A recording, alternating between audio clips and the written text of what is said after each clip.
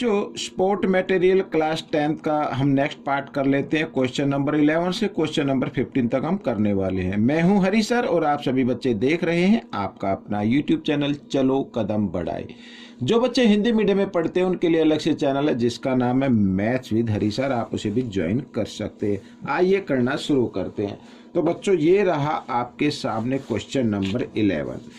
वैसे तो कोई भी क्वेश्चन डिफ़िकल्ट नहीं है बच्चों, कोई भी क्वेश्चन आ जाए आप उसे सॉल्व कर सकते हैं। ऐसा कोई क्वेश्चन है ही नहीं जिसे आप सॉल्व ना कर पाएँ, सिर्फ आपको प्रैक्टिस करनी होगी ज़्यादा से ज़्यादा। ठीक है, देखो क्या कहता है, find the value of BC। BC की वैल्यू फाइंड आउट करनी है और यहाँ पर हम देख रहे हैं AE की वैल्यू गिवन 100 मीटर और यहाँ पर एंगल जो बन रहा है वो है 60 डिग्री का। तो सबसे पहले भाई BE आपको फाइंड आउट करनी होगी क्योंकि BC में BE भी काउंट होगा। ठीक है, तो यहाँ पर सबसे पहले ट्रायंगल ले ले, ट्रायंगल यहाँ पर ट्रायंगल लेना चाहे ट्रायंगल ले सकते हैं या फिर आप डायरेक्ट भी इसको लिख सकते हैं। 10 देखो पर ये सॉरी 10 तो नहीं आएगा, 10 नहीं आएगा, ये गलती से हो गया। यहाँ पर देखो ये हाइपोटेन्यूज है, ठीक है, H की है और हमें B की फाइंड आउट करनी है। B/H ये होता है cos 60 में होता है बच्चों, किस में होता है, cos थीटा में आता है। क्या आता है, B/H यानी बेस बाई हाइपोटेन्यूज। ठीक है, और cos 60 डिग्री की वैल्यू होती है 1/2 और इक्वल यहाँ पर BE है बच्चों, जो बेस है वो BE है और H है बच्चों 100 मीटर। ठीक है, इस तरीके से तो बच्चों यहाँ पर क्रॉस मल्टीप्लाई कर देंगे 2BE और इक्वल 100। ठीक है, तो BE की वैल्यू आप निकाल लीजिए 100, इधर 2 मल्टीप्लाई में इधर आकर डिवाइड में आ गया तो काट दिया तो डिवाइड आ गया, तो BE की वैल्यू आ गई बच्चों 50 मीटर। ठीक है, 50 मीटर आ गई। तो ये यहाँ पर BE की लेंथ आ गई है 50 मीटर। ठीक है, आइए अब हम निकालते हैं भाई, EC की भी निकालनी पड़ेगी तभी तो BC की फाइंड आउट करेंगे। और यहाँ पर हम ले रहे हैं, देखो अगर ये परपेंडिकुलर है और ये बेस है तो परपेंडिकुलर बाई बेस 10 में आएगा, तो 10 यहाँ पर लिखेंगे 10 45। ठीक है, 45 गिवन है तो क्या होता है परपेंडिकुलर बाई यानी 80/EC। ठीक है, इस तरीके से। और 10 45 की वैल्यू होती है 1, तो 80/EC और क्रॉस मल्टीप्लाई करें तो EC की वैल्यू आ गई बच्चों, इधर EC की वैल्यू क्या आ गई 80 मीटर आ गई। ठीक है, इस तरीके से आप चाहे तो यहाँ पर लिख सकते हैं इन ट्रायंगल ये DCE इसमें। ठीक है, ये वाला लिया तो बच्चों BC की लेंथ क्या होगी, BC यानी BE प्लस EC। ठीक है, इस तरीके से तो BE है 50 और प्लस 80 तो ये आ गई बच्चों 130 मीटर आ गई। ठीक है, ये आ गई। आइए करते हैं क्वेश्चन नंबर 12। क्वेश्चन नंबर 12 क्या कहता है, in the figure 2 person are standing at the opposite direction P and Q। यहाँ पर एक P पर खड़ा है एक Q पर खड़ा है।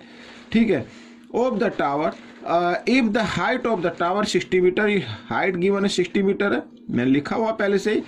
तो find the distance between 2 person, तो P और Q की डिस्टेंस आपको फाइंड आउट करनी है। ठीक है, अब बच्चों देखो इधर यहाँ पर ये परपेंडिकुलर, अगर ट्रायंगल हम ले ट्रायंगल ABP तो ABP में AB क्या है परपेंडिकुलर है और PB क्या है बेस है, तो परपेंडिकुलर बाय बेस। ठीक है, यहाँ पर मैं लिख लेता हूँ इन ट्रायंगल ABP। ठीक है, तो ये आएगा 10 में आएगा, 10 थीटा में परपेंडिकुलर बाय बेस, तो 1030 की यहाँ पर मान दिया हुआ तो 1030 हम लिखेंगे और परपेंडिकुलर बाय बेस BP इस तरीके से। तो 1030 की वैल्यू होती है 1/√3 60 और इधर आ गया BP। ठीक है ना, तो क्रॉस मल्टीप्लाई करें तो BP की वैल्यू निकल कर आ गई 60√3 इस तरीके से। ठीक है, ये आ गई। अब हमें लेना है ये ट्रायंगल है, ट्रायंगल ABQ। अब लिख लो इन ट्रायंगल ABQ में।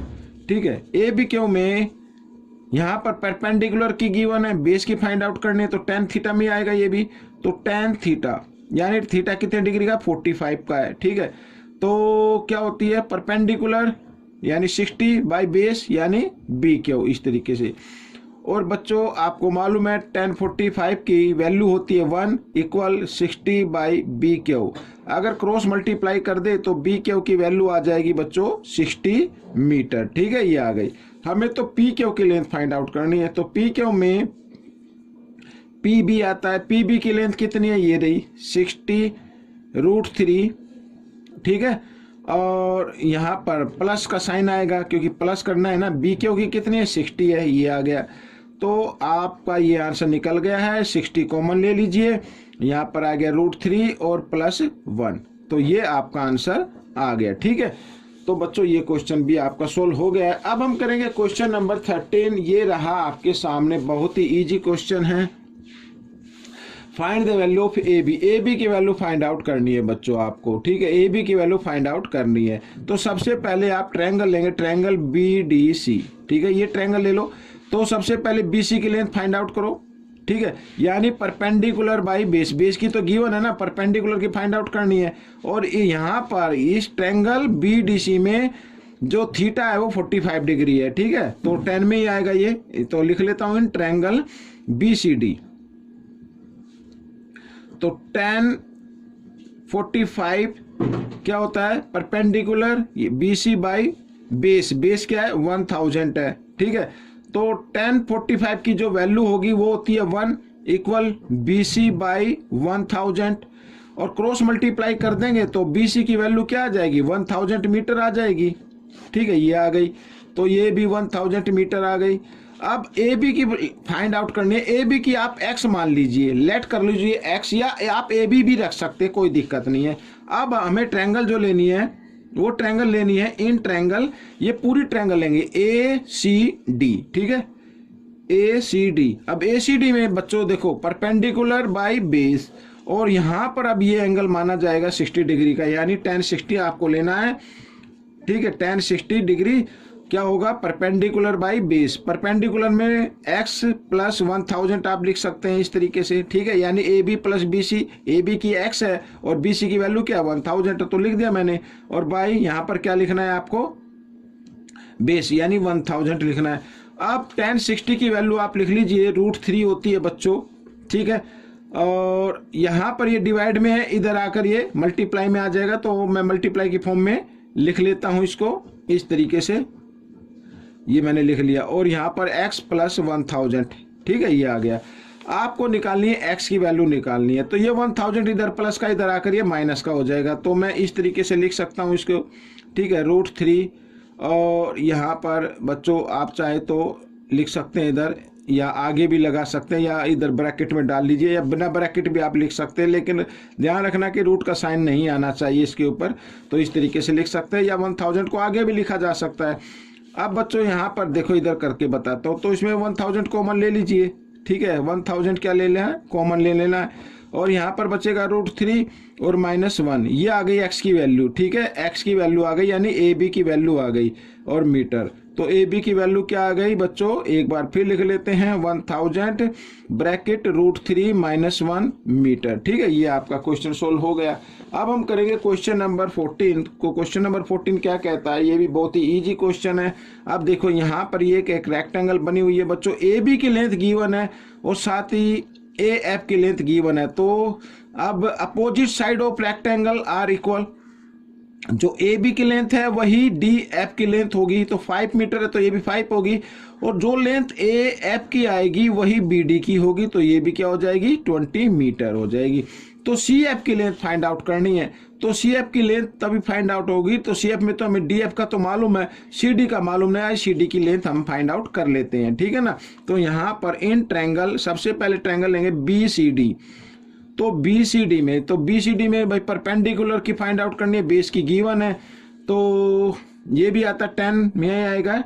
ठीक है, तो tan 45 equal perpendicular CD by 20, इस तरीके से। तो 45 है ये, तो tan 45 की वैल्यू होती है 1, और CD आपको फाइंड आउट करनी है। साथ ही यहाँ पे लिख देंगे नीचे 20 बाई में, और क्रॉस मल्टीप्लाई करेंगे तो CD की वैल्यू क्या आ गई बच्चों, 20 मीटर आ गई। ठीक है, हमें जो फाइंड आउट करनी है वो करनी है CF में लगता है, एक तो CD लगता है, प्लस एक लगता है DF लगता है।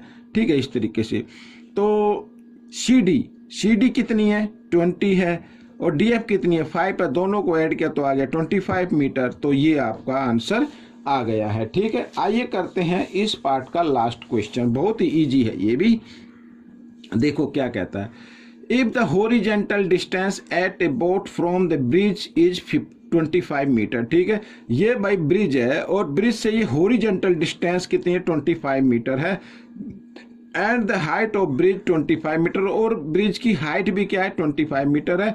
Find the angle of depression, depression angle आपको ये फाइंड आउट करना है, ये वाला एंगल। ठीक है, ऊपर से ये हॉरिजेंटल लाइन जाएगी तो ये एंगल आपको फाइंड आउट करना है।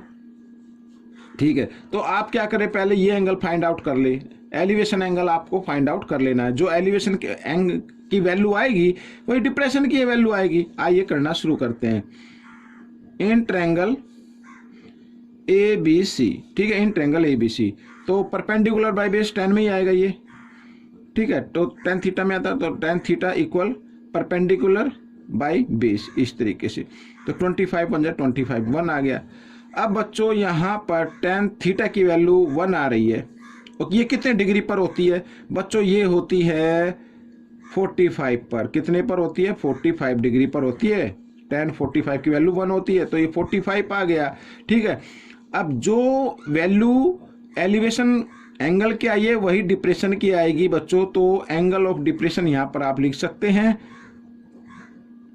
एंगल ऑफ डिप्रेशन, ठीक है ना, अल्टरनेट एंगल आप इसको मान सकते हैं, इक्वल टू 45 डिग्री। ठीक है, ये आपका आंसर हो गया। तो बच्चों ये वीडियो कैसी लगी मुझे जरूर बताएं, और इसमें से सीखकर दूसरे बच्चों को जरूर सिखाना। मिलेंगे नेक्स्ट पार्ट में, टिल देन थैंक यू।